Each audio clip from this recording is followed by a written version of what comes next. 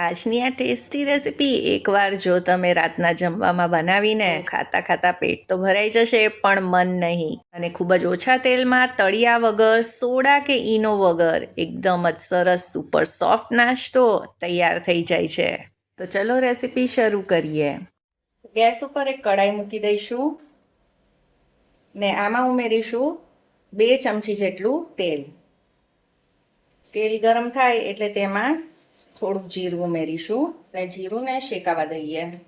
હવે જીરું સરસ રીતે શેકાઈ ગયું છે તો હવે ઘરની કોઈ પણ વાટકીનું માપ આપણે લઈ લઈશું, કાં તો મેઝરિંગ કપ પણ લઈ શકો છો અને તેનાથી માપીને આમાં 2 કપ પાણી ઉમેરીશું.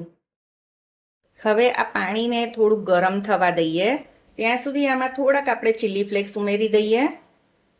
તમે લીલા મરચાં પણ ઉમેરી શકો છો અને સ્વાદ પ્રમાણે મીઠું ઉમેરી દઈશું. ફ્લેમને લો કરી દઈશું અને એકવાર મિક્સ કરીશું. તમે જોઈ શકો છો આ થોડું થોડું ઉકળવા લાગ્યું છે. હવે ઉમેરીશું આમાં 1 વાટકી સૂજી. તો અહીંયા તમે કોઈ પણ સૂજી લઈ શકો છો, ઝીણી હોય, જાડી હોય, કોઈ પણ આમાં ચાલશે. અને જે વાટકીથી આપણે પાણી લીધેલું હોય તે જ વાટકીથી સૂજી લેવાની છે. તો આમાં આપણે થોડી થોડી સૂજી ઉમેરતા જઈ અને આ રીતે આપણે મિક્સ કરતા જઈશું એટલે આમાં જરા પણ ગાંઠા નહીં થાય. અને બીજી એક વાતનું ખાસ એ ધ્યાન રાખવાનું કે પાણી એકદમ જ ઉકળતું હોય ત્યારે સૂજી ન ઉમેરવી, તેના લીધે પણ ગાંઠા થઈ જાય છે. તો થોડુંક ગરમ પાણી હશે તેમાં તમે સૂજી ઉમેરશો તો જરા પણ ગાંઠા નહીં થાય. તો જુઓ, તરત જ પાણી આ બધું એબ્ઝોર્બ કરી લીધું છે અને હવે આને કન્ટિન્યુઅસ આપણે આ રીતે મિક્સ કરવાનું છે. આ ડોને બનતા બિલકુલ વાર નથી લાગતી, ફક્ત 5 મિનિટમાં જ તૈયાર થઈ જાય છે. તો આપણે જેમ લોટ બાંધીએ અને લોટ બધો ભેગો આવી જાય તે જ રીતે આપણે આજનો આ ડો તૈયાર કરવાનો છે. તો હવે આ ડો આ રીતે એકસાથે આવી ગયો છે અને તમે જોઈ શકો છો કે પેનની સપાટીને છોડી દીધું છે. તો હવે આપણે ગેસની ફ્લેમને બંધ કરી દઈશું અને હવે આને ઢાંકીને લગભગ 5 થી 7 મિનિટ માટે આવી રીતે જ રાખીશું એટલે સૂજી સરસ રીતે ફૂલી જશે.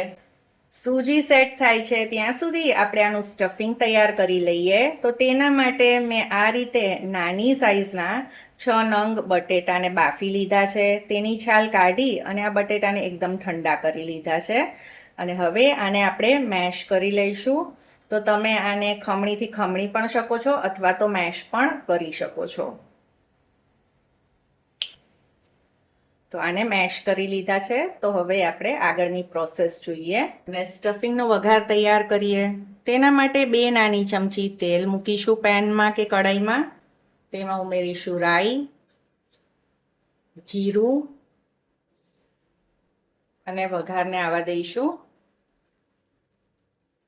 તો એમાં 1 લીલા મરચાંને ઝીણું કાપીને ઉમેરીશું અને 30 સેકન્ડ સાંતળી લઈશું. પછી થોડાક આદુને પણ ખમણીને ઉમેરીશું. આદુને છેલ્લે ઉમેરવાનું એટલે તે બળી ન જાય. હવે આમાં મસાલા કરીશું. તો અહીંયા મેં થોડીક હળદર નાખી છે, લાલ મરચું પાવડર ઉમેર્યો છે, ધાણા જીરું પાવડર. હવે આપણે આને સાંતળીશું.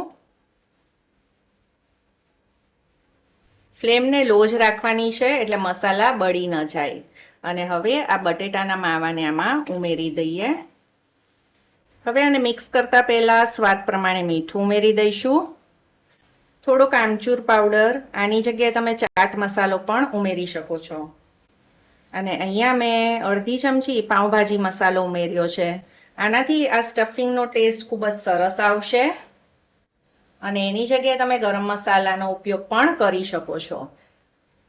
હવે આપણે આ બધી વસ્તુઓને મિક્સ કરીશું જ્યાં સુધી મસાલા સરસ રીતે આ બટેટામાં ભળી નથી જતા. તો તમે આમાં નોટિસ કર્યું હશે કે આપણે મસાલા થોડાક આગળ પડતા ઉમેર્યા છે.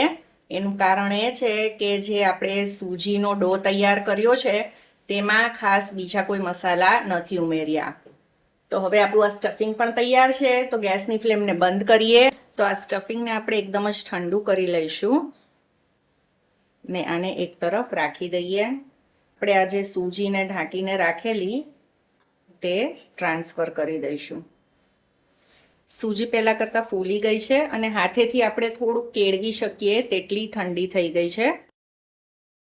અડધી ચમચી જેટલું તેલ ઉમેરીશું અને હવે સૂજીને આ રીતે આપણે હાથેથી મસળતા જઈશું.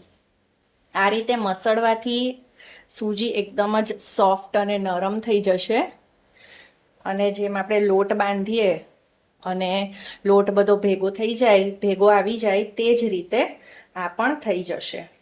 તો તમે જોઈ શકો છો કે સૂજી આ રીતે હવે બધી ભેગી આવી ગઈ છે. તો આ જે લોટ બાંધીને તૈયાર કરીએ આપણે પરોઠાનો કે તે જ રીતનો આ એકદમ જ નરમ લોટ તૈયાર થયો છે. તો હવે આપણું બટેટાનું મિશ્રણ પણ ઠંડુ થઈ ગયું હશે. એમાંથી આપણે મીડિયમ સાઇઝના બોલ તૈયાર કરીશું. તો આ રીતે આપણે બોલ્સ તૈયાર કરી લીધા છે.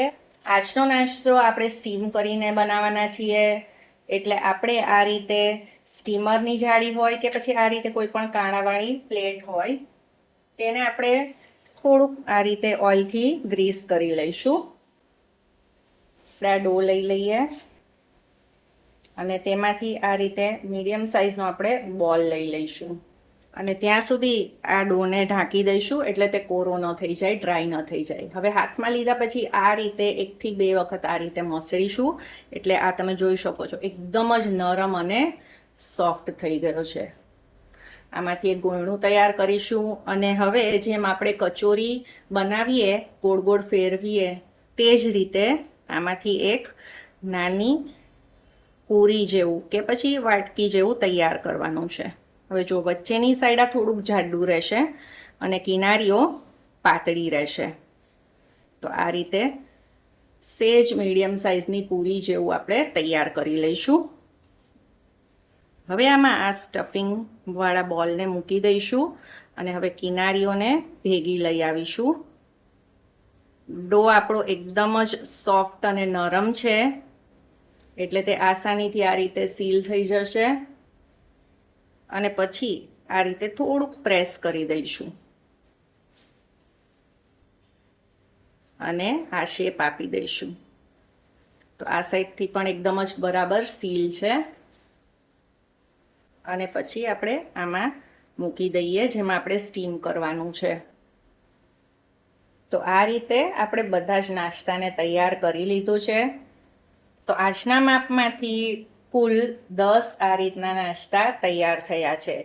તો અત્યારે તો હું આમાં એકવારમાં આટલો જ સ્ટીમ કરવા માટે મૂકીશ. તો આ પાણી ગરમ કરવા મૂક્યું છે તેમાં આપણે આ નાસ્તો મૂકી દઈશું આ રીતે ઉપર સ્ટીમ કરવા અને ઉપરથી ઢાંકી દઈશું. તો આને લગભગ 15 થી 20 મિનિટ માટે સ્ટીમ કરવાનું છે. તો લગભગ 15 મિનિટ થઈ ગઈ છે.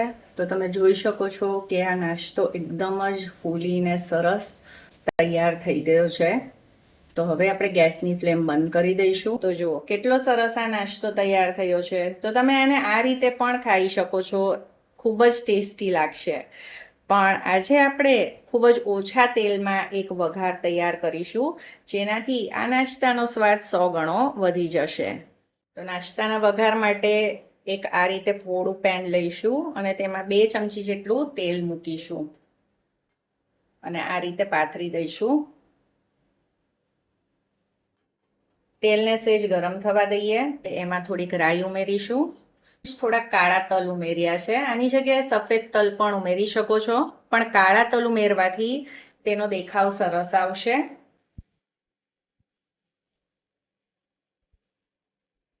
ચીલી ફ્લેક્સ છે અને હવે નાસ્તાને આ રીતે આપણે આમાં મૂકી દઈશું. એકવારમાં જેટલો આવે તેટલો જ આપણે મૂકીશું. તેને ફેરવી લઈશું એટલે આપણે જે વઘાર કર્યો છે તેની ઉપર કોટ થઈ જાય અને પછી તેની સાઈડ ચેન્જ કરી દઈશું. બીજી બાજુથી પણ આ થોડોક સરસ શેકાઈ જાય પછી આપણે આને કાઢી લઈશું. તો એક વખત આ રેસીપી જરૂરથી ટ્રાય કરજો અને મને કમેન્ટમાં જણાવજો કે તમને આ રેસીપી કેવી લાગી. અને જો આ રેસીપી ગમી હોય તો તેને લાઈક અને શેર કરજો અને ચાર્મીસ ગુજરાતી રસોઈને સબસ્ક્રાઈબ કરી દેજો. સૌને જય શ્રી કૃષ્ણ.